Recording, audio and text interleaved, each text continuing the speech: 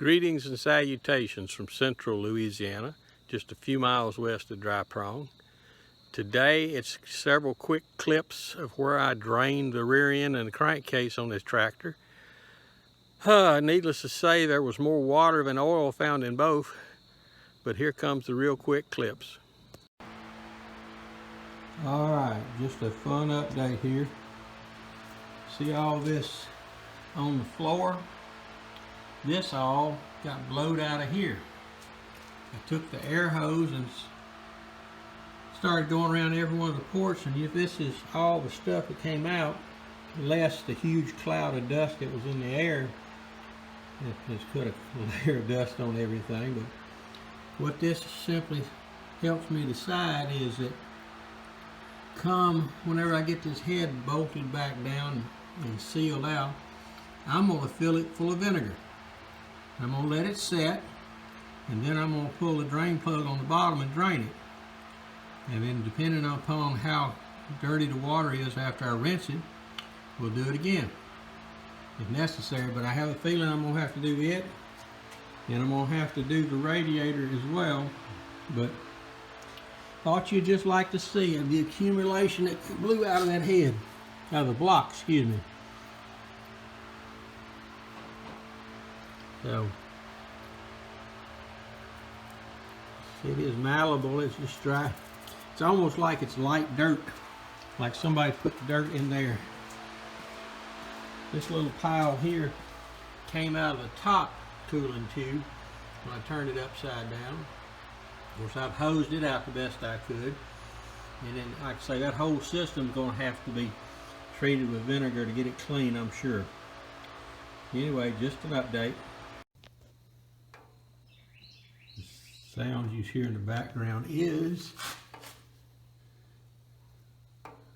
water.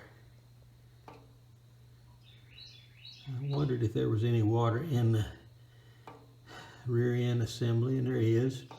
I had checked the oil on the other side, and it looked fresh oil, but it was very easy to overflow there, so I figured it might have an accumulation of water pushing the oil up a little bit. So what we got now is I've just opened up just enough, and the water's beginning to drip out. Thought I'd change the bead up a little bit, loosen it up a little more.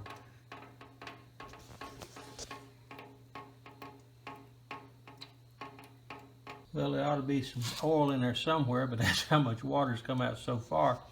And I got to switch buckets.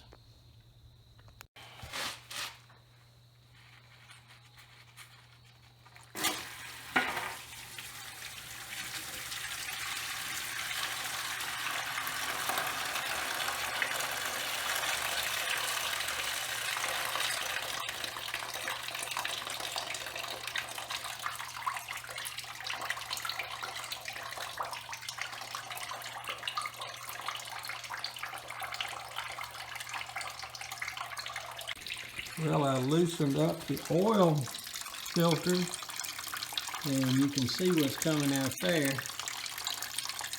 I honestly don't know when this water got in there. I don't think it got in there since setting out, because I had it tarped and then covered up all the access holes in there. But this has been an exceptional amount. This is the third pan of water I'm working on now. So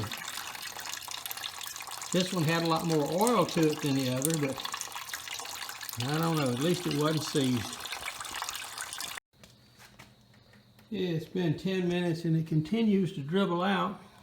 However, I went ahead and managed to drop the oil filter and the cap off. If you look at the oil filter, you can see the water level is about halfway up, about 3.5, 4 inches on this 7-inch, 8-inch filter. So that means I don't know how much water that would be in there, but there was a lot of water in that system. This was the engine crankcase, the other was the rear end. Oh gracious, always fun and games with these old tractors.